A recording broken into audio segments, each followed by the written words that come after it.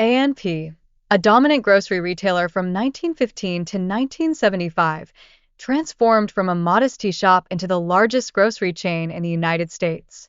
Its legacy stands as a testament to American retail innovation and affordability. Meanwhile, Pantry Pride emerged in the late 1920s and expanded to over 500 stores by the 1970s.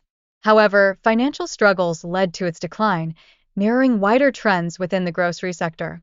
In contrast, Alpha Beta revolutionized grocery shopping with its pioneering alphabetical product arrangement, significantly enhancing the shopping experience.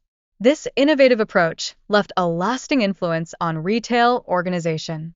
The acquisition of Alpha Beta by American stores in 1961 marked a crucial shift, resulting in an expansion of product offerings and services, including electronics alongside groceries. Consequently, the rebranding of Alpha Beta stores to Ralph's and Food for Less reflects the broader trend of consolidation in the grocery industry, particularly notable in Southern California. Similarly, Eagle Food Centers experienced a parallel trajectory, illustrating how financial difficulties and ownership changes impacted regional grocery operations, a common challenge faced across the industry. Colonial stores once flourished in numerous states but gradually faded away, leaving behind a legacy of innovation and resilience that resonates through grocery history, fondly remembered by many. Additionally, Big Bear stores were cherished in Ohio and West Virginia for their affordability and extensive selection. Despite revitalization efforts, the brand ultimately succumbed to fierce competition and closed in the early 2000s. Hill's Supermarkets once held a strong position in New York during the 1970s, but ultimately lost ground to stiff competition. Their unique offerings and welcoming atmosphere remain nostalgic for many shoppers. Red Ale's fascinating evolution from a coal company to a grocery retailer underscores the necessity for businesses to adapt to consumer needs, a critical element of its early success. The National Tea Company showcases another significant grocery chain, which rapidly expanded in a competitive landscape before facing decline in the 1990s, largely due to shifting consumer preferences.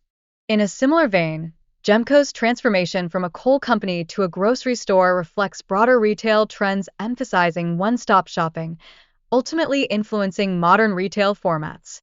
Foos embarked on its journey in 1930 as a basic grocery store, evolving into a fully operational supermarket by 1954. This initial success laid a solid foundation for future growth. During its expansion, particularly after acquiring Dominick's in Chicago in 1968, Foos faced intense competition in the bustling Southern California market, marking a pivotal moment in its growth strategy.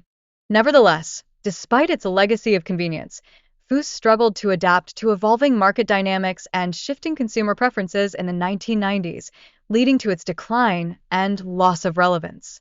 Value Mart distinguished itself by combining groceries with diverse retail offerings, creating an engaging shopping experience aimed at customer attraction.